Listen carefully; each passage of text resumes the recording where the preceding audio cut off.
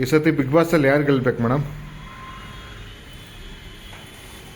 ಏನು ಗೊತ್ತಾ ಸರ್, ಒಂದು ಗಾದೆ ಇದೆ, ಇಬ್ಬರ ಜಗಳ ಮೂರನೆಯವನಿಗೆ ಲಾಭ ಅಂತ.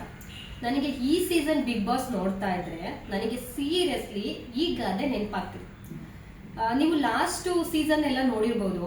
ಅಲ್ಲಿ ರಿಯಲ್ ಎಂಟರ್ಟೈನ್ಮೆಂಟ್ ಆಗಿದ್ದವರು ಸಂಗೀತ ಶೃಂಗೇರಿ, ವಿನಯ್ ಅವರು, ಮತ್ತೆ ಬುಜ್ಜಿ ಬುಜ್ಜಿ ಅಂತ ಚೈತ್ರ, ಮತ್ತೆ ರಂಜಿತ್ ಅವರು ಎಲ್ಲ ಫುಲ್ಲು ಎಂಟರ್ಟೈನ್ಮೆಂಟ್ ಕೊಡ್ತಾ ಇದ್ರು.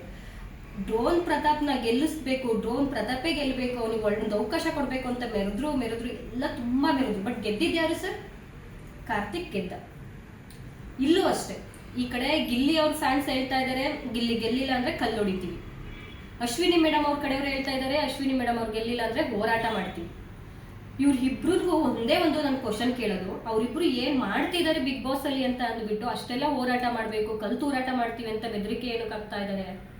ಜಸ್ಟ್ ಒಂದು ಥಿಂಕ್ ಮಾಡಿ, ಬಿಗ್ ಬಾಸ್ ಅವ್ರು ಗೆಲ್ತಾರೆ, ಸೋಲ್ತಾರೆ, ಏನಾರ ಆಗಲಿ, ಅವ್ರು ಗೆದ್ರು ಅವ್ರು ಸೋತ್ರು, ನಿಮಗೇನು ಬೆನಿಫಿಟ್ ಇದೆ? ಲಾಸ್ಟ್ ಟೈಮ್ ಎಂತೆಂಥವ್ರು ಬಂದ್ರು. ಜಗಳ ಅಂದ್ರೆ ಹೆಂಗಿರ್ಬೇಕು, ಫೈಟ್ ಅಂದ್ರೆ ಹೆಂಗಿರ್ಬೇಕು, ಎಂಟರ್ಟೈನ್ಮೆಂಟ್ ಆಗಿರ್ಬೇಕು. ಈ ಸೀಸನ್ ಅಲ್ಲಿ ಹೇಳ್ಬೇಕು ಅಂದ್ರೆ ರಿಯಲ್ ಎಂಟರ್ಟೈನ್ಮೆಂಟ್ ರಕ್ಷಿತಾ ಮತ್ತೆ ಧ್ರುವಂತು. ಪಾಪ ಅವರೇ ಎಲಿಮಿನೇಟ್ ಆದದ್ದು ಧ್ರುವಂತು. ಆ ಫೈಟ್ ಮಾಡೋದ್ರಲ್ಲೂ ಒಂದು ಎಂಟರ್ಟೈನ್ಮೆಂಟ್ ಇರಬೇಕು, ಒಂದು ಲಾಜಿಕ್ ಇರಬೇಕು. ಗಿಲ್ಲಿ ಮತ್ತೆ ಅಶ್ವಿನಿ ಅವ್ರು ಜಗಳ ಆಡಿರೋರು ಎಲ್ರಿ ಲಾಜಿಕ್ ಇದೆ? ಹೋಗೆ ಬಾರೆ, ಅವಳು ಇವಳು, ಅವನು ಇವನು, ಅದನ್ನೆಲ್ಲರೂ ಜಗಳ ಅಂತಾರ? ಅದನ್ನ ಯಾರಾದ್ರೂ ಎಂಟರ್ಟೈನ್ಮೆಂಟ್ ಅಂತಾರ? ಅಂತವ್ರನ್ನೆಲ್ಲ ಕುಣಿಸ್ಕೊಂಡು ಹೋರಾಟ ಮಾಡ್ತೀವಿ, ಕಲ್ಲು ಹೊಡಿತೀವಿ ಅಂತ ಕುತ್ಕೊಂಡಿದ್ದೀರಲ್ಲ. ಇನ್ನ ಅಶ್ವಿನಿ ಮೇಡಮ್ ಅವ್ರು ಕನ್ನಡ ಹೋರಾಟಗಾರ್ತಿ ಅಂತ ಅಷ್ಟೆಲ್ಲ ಅವ್ರಿಗೆ ಸಪೋರ್ಟ್ ಮಾಡ್ತಾ ಇದ್ದೀರಾ.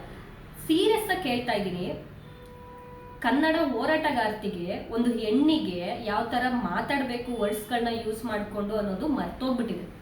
ರಕ್ಷಿತಾ ಶೆಟ್ಟಿಗೆ ಎಂತೆಂಥ ವರ್ಡ್ಗಳನ್ನ ಯೂಸ್ ಮಾಡ್ಕೊಂಡು ಮಾತಾಡಿಲ್ಲ ಅಶ್ವಿನಿ ಮೇಡಮ್.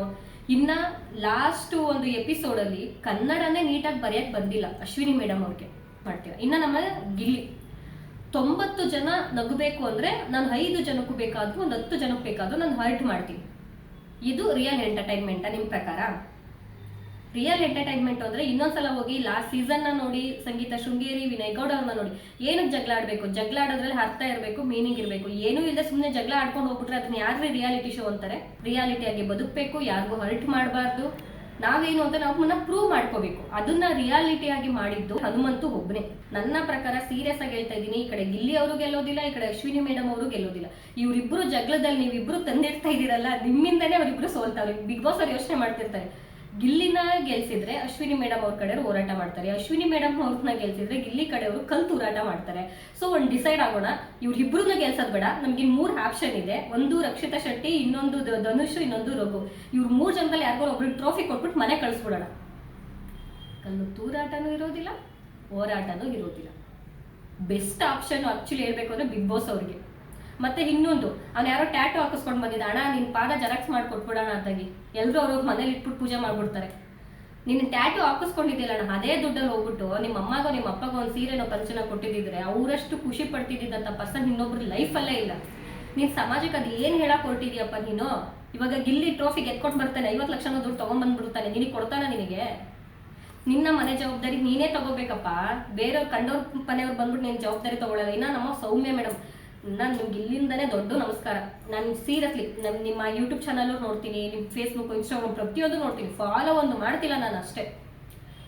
ಸಿಕ್ಕಾಪಟ್ಟೆ ಚೆನ್ನಾಗಿ ಮಾತಾಡ್ತೀರಾ, ವಿಷಯಗಳನ್ನ ಕಲೆಕ್ಟ್ ಮಾಡ್ಕೊಳ್ತೀರಾ, ಅವ್ರ ಬಗ್ಗೆ ಹೋಗಿ ಹೋರಾಟ ಮಾಡ್ತೀರಾ. ಈ ರೇಪ್ ಮಾಡಿದವರು ಅವರು ಇವರು ಎಲ್ಲ ಸಖತ್ತಾಗೆ ಮಾಡ್ತಾ ಇದ್ದೀರಾ, ತುಂಬಾ ಚೆನ್ನಾಗಿದೆ. ತುಂಬಾ ಚೆನ್ನಾಗಿ ನೀವು ಕಂಟೆಂಟ್ಗಳನ್ನ ಕ್ರಿಯೇಟ್ ಮಾಡ್ಕೊಳ್ತೀರಾ, ಹೋರಾಟ ಮಾಡ್ತೀರಾ, ಮಾಡಿ ತುಂಬಾ ಒಳ್ಳೇದು. ಆದ್ರೆ ದಯವಿಟ್ಟು ರಿಕ್ವೆಸ್ಟ್ ಅನ್ಕೊಂಡ್ಬಿಡಿ, ಈ ದರ್ಶನ್ ಸರ್ ಫ್ಯಾನ್ಸ್ಗಳಿಗೆ, ಸುದೀಪ್ ಸರ್ ಫ್ಯಾನ್ಸ್ ತಂಟೆಗೆ ಬರಲೇಬೇಡಿ ಮೇಡಮ್. ನೀವೇ ಫಸ್ಟು ಕ್ರಿಯೇಟ್ ಮಾಡಿದ್ದೇನೆ, ನೀವು ಸ್ಟಾರ್ಟ್ ಮಾಡಿದ್ದೇನೆ, ನೀವು ಕಲ್ಲು ಹೊಡಿತೀನಿ ಅಂದ್ಬಿಟ್ಟು. ನಿಮಗೆ ಬೇಕಿತ್ತೇನ್ರಿ ಮೇಡಮ್ ಇದು? ನಿಮಗೆ ದರ್ಶನ್ ಫ್ಯಾನ್ಸ್ ಅಲ್ಲೂ ಒಳ್ಳೆಯವರಿದ್ದಾರೆ, ಸುದೀಪ್ ಸರ್ ಫ್ಯಾನ್ಸ್ ಅಲ್ಲೂ ತುಂಬಾ ಒಳ್ಳೆಯವರಿದ್ದೀವಿ. ಕೆಣಕಿ ಸುಮ್ಮನೆ ನಿಮ್ಮನ್ನ ಹೆಸರನ್ನ ನೀವೇ ಹಾಳು ಮಾಡ್ಕೋಬೇಡಿ. ಸೀರಿಯಸ್ಲಿ ತುಂಬಾ ಒಳ್ಳೆಯದು. ನೋಡಿ, ನಾನು ಸುದೀಪ್ ಸರ್ ಫ್ಯಾನು, ನಾನು ನಿಜವಾಗ್ಲೂ ನಿಮ್ಮ ಕಂಟೆಂಟ್ಸ್ಗಳನ್ನ ಲೈಕ್ ಮಾಡ್ತಿದ್ದೆ, ಶೇರ್ ಮಾಡ್ತಿದ್ದೆ, ಪ್ರತಿಯೊಂದು ಮಾಡ್ತಾ ಇದ್ದೆ.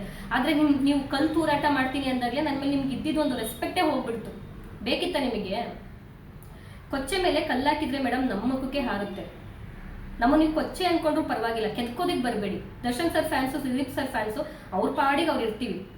ನೀವು ಯಾವಾಗ ಕಲ್ಲಾಕ್ಬಿಟ್ಟು ಕೆದಕ್ತಿರೋ ಅವಾಗ ಖಂಡಿತವಾಗ್ಲೂ ಅದು ಮೇಲ್ಗಡೆ ಸ್ಪ್ರೆಡ್ ಹಾಗೇ ಆಗ್ಬಿಡುತ್ತೆ.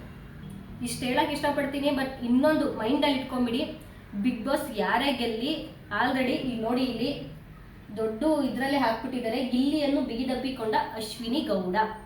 ಇದರಲ್ಲಿ ನಿಮಗೆ ಅರ್ಥ ಆಗ್ಬೇಕಾಗಿರೋದು ಒಂದೇ, ಟ್ರೋಫಿನ ಅವ್ರು ಗೆಲ್ಲಿ ಸೋಲಿ, ಬಿಗ್ ಬಾಸ್ನ ಹೊರಗೆ ಬಂದಮೇಲೆ ಗಿಲ್ಲಿ ಅವರು ಅಶ್ವಿನಿ ಮೇಡಮ್ ಮನೆಗೆ ಹೋಗ್ತಾರೆ, ಅಶ್ವಿನಿ ಮೇಡಮ್ ಗಿಲ್ಲಿ ಅವ್ರ ಮನೆಗೆ ಹೋಗ್ತಾರೆ. ಅವ್ರ ಫ್ರೆಂಡ್ಶಿಪ್ ಹಂಗೆ ಗಟ್ಟಿಯಾಗಿರುತ್ತೆ, ಎಲ್ಲರೂ ಟ್ರಿಪ್ಸ್ ಹೋಗ್ತಾರೆ, ಪಾರ್ಟಿಗಳನ್ನ ಮಾಡ್ತಾರೆ, ಲೈಫ್ನ ಎಂಜಾಯ್ ಮಾಡ್ತಾರೆ. ಈಚೆ ನೀವು ಕಲ್ಲು ಹೊಡ್ಕೊಂಡು ಹೋರಾಟ ಮಾಡಿಕೊಂಡು ಲೈಫ್ ಲಾಂಗ್ ನೀವು ರೋಡಲ್ಲಿ ನಿಂತ್ಕೊಂಡಿರಿ, ಅವ್ರ ಪಾಡಿಗೆ ಅವ್ರು ಆರಾಮಾಗಿ ಖುಷಿಯಾಗಿರ್ತಾರೆ. ಈ ವಿಚಾರಗಳನ್ನೆಲ್ಲ ಏನಾದ್ರು ಬಿಗ್ ಬಾಸ್ ಅಲ್ಲಿ ಕೂತಿರೋ ಇಬ್ರು ನೋಡಿದಿದ್ರೆ, ನಾವಿಲ್ಲಿ ಜಗಳ ಆಡ್ಕೊಂಡ್ವಿ, ನಾವಿಲ್ಲಿ ಆರಾಮಾಗಿ ಫ್ರೆಂಡ್ ಆಗಿ ನಾವಿಲ್ಲ ಸಂತೋಷವಾಗಿದ್ದೀವಿ, ಈಚೆ ಯಾಕೆ ನಾಯಿ ಥರ ಜಗಳ ಆಡ್ತವ್ರಿ ಅಂದ್ಬಿಡ್ತಾರೆ. ಬೇಕಾ ನಿಮ್ಗಿದೆಲ್ಲ? ಒಂದು ಹೆಡ್ಲೈನಲ್ಲಿ ಹಾಕ್ಬೇಕು. ಆ್ಯಕ್ಚುಲಿ ಏನಂತ ಗೊತ್ತಾ, ಈಗೂ ಉಂಟೆ ನಮ್ಮ ಜನಕ್ಕೆ ಏನಾಗಿದೆ. ಆ್ಯಕ್ಚುಲಿ ಡಾಕ್ ಸತೀಶ್ ಒಂದು ಮಾತು ಹೇಳ್ತಾನೆ, ಜನ ಮರಳೋ ಜಾತ್ರೆ ಮರಳೋ ಅಂತ. ಅದು ಕರೆಕ್ಟ್ ಆಗಿದೆ ಹೊರಡು. ಇವ್ರಿಬ್ರು ಗೆಲ್ತಾರ ಸೋಲ್ತಾರೋ, ಇವ್ರು ಗೆದ್ದ ಮೇಲೆ ಟ್ರೋಫಿನ ಅವ್ರು ತಗೊಂಡೋಗ್ತಾರೆ, ಅವ್ರ ಮನೆಗೆ ತಗೊಂಡೋಗ್ತಾರೆ, ದುಡ್ಡನ್ನ ಅವ್ರು ಎಂಜಾಯ್ ಮಾಡ್ತಾರೆ. ನಿಮ್ಗೆ ಯಾರಿಗೆ ಏನು ಕೊಡ್ತಾರೆ, ನಿಮ್ಗೆ ಏನು ಸಿಗುತ್ತೆ ಅಂತ ಅಂದ್ಬಿಟ್ಟು ಇಷ್ಟೆಲ್ಲ ಹೋರಾಟ ಮಾಡ್ತಾ ಇದ್ದೀರಿ, ಇಷ್ಟೆಲ್ಲ ಜಗಳ ಮಾಡ್ತಾ ಇದ್ದೀರಾ. ಬಿಗ್ ಬಾಸ್ ಅನ್ನೋದು ಒಂದು ರಿಯಾಲಿಟಿ ಶೋ. ಇದನ್ನ ನಾರ್ಮಲ್ ಆಗಿ ನೋಡಿ, ಪರ್ಸ್ನಲ್ ಆಗಿ ನೋಡಿದ್ರು ಅಂತ ಅಂದ್ರೆ, ನೀವು ಪರ್ಸ್ನಲ್ ಆಗಿ ನೋಡ್ತೀರಾ, ನೀವುಗಳು ಹೋರಾಟ ಅದು ಇದು ಅಂತ ನಿಮ್ಮ ಮನಸ್ಥಿತಿನ ಹಾಳು ಮಾಡ್ಕೊಳ್ತೀರ ಹೊರತು ಬಿಗ್ ಬಾಸ್ ಅವ್ರಿಗೂ ಏನು ಪ್ರಾಬ್ಲಮ್ ಇಲ್ಲ. ಯಾಕಂದ್ರೆ ಬಿಗ್ ಬಾಸ್ ಅವ್ರಿಗೆ TRP ಬರ್ತಾ ಇರುತ್ತೆ, ಅಲ್ಲಿನ ಜನಗಳು ಯಾರಿದ್ದಾರೆ ಅವ್ರ ಕಂಟೆಸ್ಟೆಂಟ್ ಅವ್ರಗಳಿಗೆ ವೋಟಿಂಗ್ಸ್ ಹೋಗ್ತಾ ಇರುತ್ತೆ, ನಿಮ್ಗಳಿಗೆ ಏನೂ ಸಿಗೋದಿಲ್ಲ. ಇದನ್ನ ಪರ್ಸ್ನಲ್ ಆಗಿ ತಗೊಳ್ಳೋದು ಬಿಟ್ಬಿಟ್ಟು ನೀವು ನಿಮ್ಮ ಜನ, ನಿಮ್ಮ ಫ್ಯಾಮಿಲಿ, ನಿಮ್ಮ ಫ್ರೆಂಡ್ಸು, ನಿಮ್ಮ ದೇಶ ಅಂತ ಅಂದ್ಬಿಟ್ಟು ಬದುಕ್ರಿ. ಯಾರೋ ಒಬ್ಬ ಪರ್ಸನ್ಗೋಸ್ಕರ, ಒಬ್ಬ ವ್ಯಕ್ತಿಗೋಸ್ಕರ ಯಾಕೆ ಇಷ್ಟೊಂದು ನೀವು ಹೋರಾಟಗಳನ್ನ ಮಾಡ್ಕೊಂಡು ಯಾಕೆ ನಿಮಗೆ ನೀವೇ ಚೀಪ್ ಮಾಡ್ಕೊಳ್ತಾ ಇದ್ದೀರಾ? ನೀವು ಮಾಡ್ತಾ ಇರೋದ್ರಲ್ಲಿ ಅರ್ಥನೇ ಇಲ್ಲ, ಸೀರಿಯಸ್ಲಿ ಅರ್ಥ ಇಲ್ಲ. ಆದರೆ ಒಂದನ್ನು ಫಿಕ್ಸ್ ಮಾಡ್ಕೊಳ್ಳಿ, ನೀವು ಹಿಂಗೆ ಹೋರಾಟ ಮಾಡ್ತಾ ಇದ್ರೆ ಅವರಿಬ್ರು ಗೆಲ್ಲೋದಿಲ್ಲ. ನಿಮ್ಮಿಬ್ರು ಜಗಳದಲ್ಲಿ ಅವರಿಬ್ರು ಸೋಲ್ತಾರೆ, ಮೂರನೇವರಿಗೆ ಲಾಭ ಆಗುತ್ತೆ. ನೀವಿಬ್ರು ಸೈಲೆಂಟ್ ಆಗಿದ್ರೆ, ಜಗಳ ಆಡ್ದೇನೆ, ಯಾರು ಗಿಲ್ಲಿ ನಟ ಫ್ಯಾನ್ಸು, ಅಶ್ವಿನಿ ಮೇಡಮ್ ಫ್ಯಾನ್ಸು, ನೀವಿಬ್ರು ಸೈಲೆಂಟ್ ಆದ್ರೆ ಅಟ್ಲೀಸ್ಟ್ ಅವ್ರಿಬ್ರಲ್ಲಿ ಯಾರು ಒಬ್ರು ಕಪ್ ಪಡ್ಕೊಳ್ತಾರೆ. ಇಲ್ಲ ಅಂದ್ರೆ ಇಬ್ರಿಗೂ ತೆಂಗಿನಕಾಯಿ ಚುಪ್ಪು, ಮೂರನೇವನ್ ಕಪ್ ಪಡ್ಕೊಂಡು ಹೋದ. ಇದಂತೂ ಮೈಂಡಲ್ಲಿ ಫಿಕ್ಸ್ ಆಗ್ಬಿಡಿ. ಇದಿಷ್ಟು ನನ್ನ ಮಾತಾಗಿತ್ತು. ಯಾರಿಗಾದ್ರೂ ನನ್ನ ಮಾತಿಂದ ಬೇಜಾರಾಗಿದ್ರೆ ದಯವಿಟ್ಟು ಕ್ಷಮಿಸಿ. ಬಟ್ ನಾನು ಮಾತ್ರ ರಿಯಾಲಿಟಿಯಾಗಿ ಬದುಕ್ತಿದ್ದೀನಿ, ರಿಯಾಲಿಟಿಯಾಗೆ ಸತ್ಯ ಹೇಳ್ತಾ ಇದ್ದೀನಿ. ಒಪ್ಕೊಂಡ್ರೆ ಒಪ್ಕೊಳ್ಳಿ, ಬಿಟ್ರೆ ಬಿಟ್ಬಿಡಿ. ಒಪ್ಕೊಳ್ಳೋದೇ ಇಲ್ಲ, ನಾವು ಹಿಂಗೆ ಹೋರಾಟ ಮಾಡ್ತೀವಿ ಅಂದ್ರೆ ಹೋರಾಟ ಮಾಡಿ ನಾವು ನಿಮ್ಮ ಮುಂದೆ ನೋಡ್ತೀವಿ, ನಮಗೂ ಖುಷಿ. ಆಕ್ಚುಲಿ ಬಿಗ್ ಬಾಸ್ ಅಲ್ಲಿ ಎಂಟರ್ಟೈನ್ಮೆಂಟ್ ಸಿಗ್ತಾ ಇದೆಯೋ ಇಲ್ವೋ ಗೊತ್ತಿಲ್ಲ. ಸೋಷಿಯಲ್ ಮೀಡಿಯಾ ಓಪನ್ ಮಾಡಿದ್ರೆ ಸಾಕು, ಆ ಕಮೆಂಟ್ಸ್ಗಳು, ಆ ವಾರ್ಗಳು, ಒಬ್ಬೊಬ್ಬೊಬ್ಬ. ಮೇ ಬಿ ಪಾಕಿಸ್ತಾನ ಇವಾಗ 3ನೇ ವಾರ ಏನೋ ಸ್ಟಾರ್ಟ್ ಮಾಡೋದಕ್ಕೆ ಭಾರತದ ಮೇಲೆ ಏನು ರೆಡಿ ಆಗಿದೆಯೋ ಅದಕ್ಕಿಂತ ಡಬಲ್ ಟ್ರಿಬಲ್ ಕ್ರೇಜ್ ಇದೆ ನಿಮ್ದು. ನಿಮ್ಮಿಂದಲೇ ಡೈಲಿ ಎಂಟರ್ಟೈನ್ಮೆಂಟ್ ಸಿಗ್ತಾ ಇದೆ, ಬಿಗ್ ಬಾಸ್ ಇಂದನೂ ಸಿಗ್ತಾ ಇಲ್ಲ. ಬಿಗ್ ಬಾಸ್ಗಿಂತ ಸೋಷಿಯಲ್ ಮೀಡಿಯಾ, ಫೇಸ್ಬುಕ್ ಮತ್ತೆ ಇನ್ಸ್ಟಾಗ್ರಾಮು, ಯೂಟ್ಯೂಬ್ ಚಾನಲ್ ಓನರ್ಗಳು ಏನಿದ್ದಾರೆ ಅವ್ರಿಗೆ ಜಾಸ್ತಿ ಅರ್ನಿಂಗ್ಸ್ ಹೋಗ್ತಾ ಇದೆ, ಅದು ನಿಮ್ಗಳಿಂದ, ನಿಮ್ಮಿಬ್ಬರಿಂದ. ಎಲ್ಲರಿಗೂ ಒಳ್ಳೇದಾಗಲಿ. ಎಲ್ಲರಿಗೂ ಸಂಕ್ರಾಂತಿ ಹಬ್ಬದ ಆರ್ಥಿಕ ಶುಭಾಶಯಗಳು. Thank you.